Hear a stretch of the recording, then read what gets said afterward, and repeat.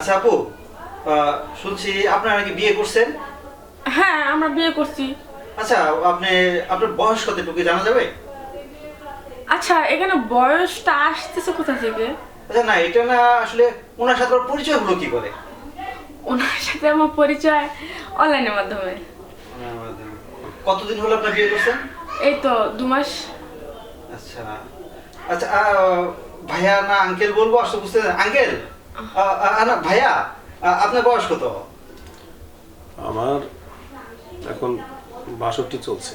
এই যে আপনি একটা 62 বয়সের হয়ে আপনি সম্ভবত আপুর 22-23 বছর এরকম একটা মেয়েকে বিয়ে করলেন, এটা তো আপনার মেয়ের বয়সী, এটা কি আপনার ঠিক হয়েছে?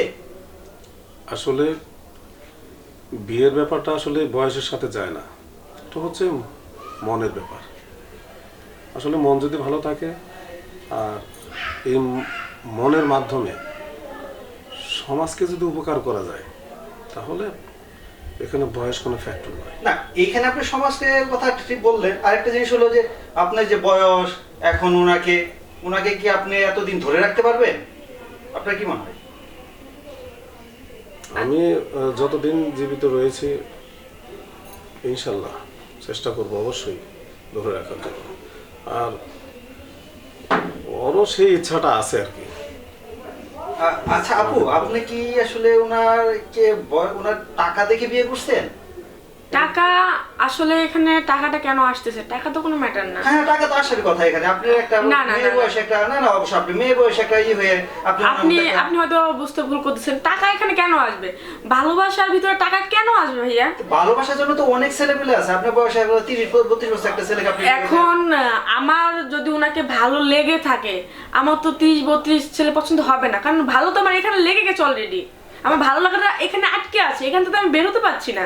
আপনি যেটাকে ভালো লাগা বলতে সমাজ তো সেটাকে ভালো লাগা বলছেন। এখানে বলতেছে আপনি ওনাকে ওই যে কি জানেন ডেডি, সুগার ডেডি। হ্যাঁ, তাহলে উনি কি সুগার ডেডি? দেখেন, উল্টাপাল্টা কিছু বলবেন না। আসলে ভালোবেসে একটা মানুষ বিয়ে করতেই পারে, সে হোক ধনী বা গরিব। তো এখানে আমাদের ম্যাটারটা আসছে যে উনি একটু বয়স, আমি একটু বয়স কম, এটাই তো, আর কিছু না। তো এটা নিয়ে যদি আমাদের কোনো প্রবলেম না হয়, তো এখানে আপনাদের কেন ভাইয়া?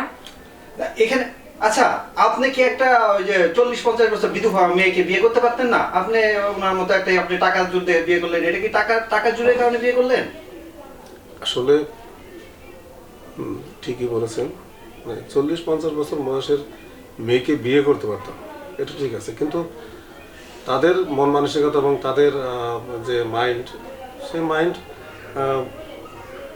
সুপ্রিয়ার মতো নাও হতে পারতো। এখন যদি সুপ্রিয়া ভাবি ভাবি বলি, আবার আপনার চাচা বলতে ভাবির যদি অন্য একটা জায়গায় অন্য একটা ছেলেকে কিছুদিন পর পছন্দ হয়ে যায়, সেক্ষেত্রে আপনার মনের সাথে কেমন হতে পারে আমরা কি একটু জানতে পারি? না না না, এটা হতে পারে না।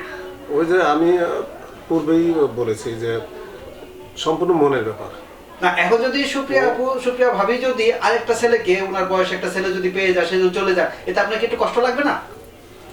কষ্টটা ওটা ক্ষণিকের, আস্তে আস্তে মানিয়ে যাবে আর কি। আর এখানে কষ্টটা আসতেছে কোথা থেকে? না, না, আমি তো না না না, আমি তো ওকে চলে যাচ্ছি না, আর যাবো না।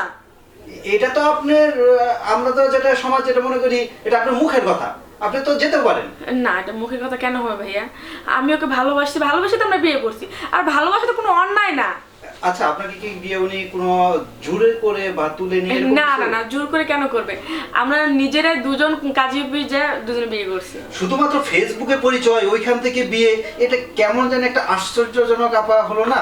আশ্চর্যজনক তো অনেক কিছুই হয় এই পৃথিবীতে, এটাও না হয় একটা কিছু হয়ে গেল। আশ্চর্য হয়েই রইল। আচ্ছা, আপনি কি ওনাকে বিয়ে করে সুখী আছেন হ্যাঁ, অবশ্যই সুখে আছি। সব দিকে? হ্যাঁ, আলহামদুলিল্লাহ। আপনাদের কি দাম্পত্য জীবন সুখের? হ্যাঁ, আলহামদুলিল্লাহ, আমরা খুব সুখে আছি। আচ্ছা, আপনি কি সুখে আছেন? আলহামদুলিল্লাহ, অনেক অনেক সুখে আছে। তো আজকে আপনারা আসেন, আমাদের একটু বাইরে যেতে হবে তো। আর একটা কোশ্চেন ছিল। আবার এখানে আরেকটা। না, আসলে আমরা সমাজে যারা আছে কোশ্চেন তো থাকেই। আমরাও তো চাই যারা যারা 30-40-30-35 বছর। না না, আসলে কি জানেন, সমাজে কে কি করলো না করলো ওইটা দেখার টাইম এখন আর নেই। যেটা কইরা ফেলাইছি তো কইরা ফেলাইছি।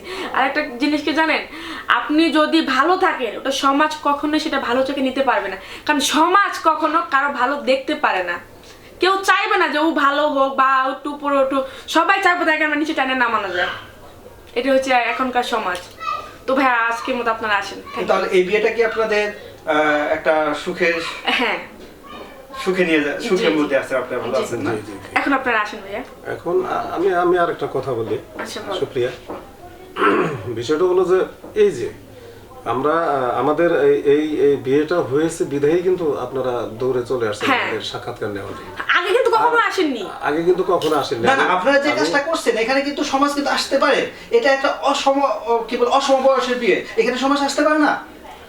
আসতে পারে, ঠিক আছে, অসম বিয়ে বা সমাজ সবই ঠিক আছে, আমরা তো সমাজের বাহিরে নই। হ্যাঁ, আমরাও সমাজের আমাদের ভিতরে একজন। সামাজিক রীতিনীতি এবং ধর্মীয় রীতিনীতি মেনেই তো আমরা বিবাহ বন্ধনে উভয়ে আবদ্ধ হয়েছি। হ্যাঁ, তাহলে আপনি সমাজ এটাকে মেনে নিতে বলেন। তাতে আমাদের কিচ্ছু যায় আসে না। আমাদের কিছু আসে যায় না। আমরা সুখে আছি, বাস এটাই না। থ্যাংক ইউ ভাইয়া, আসেন থ্যাংক চলো। You so much.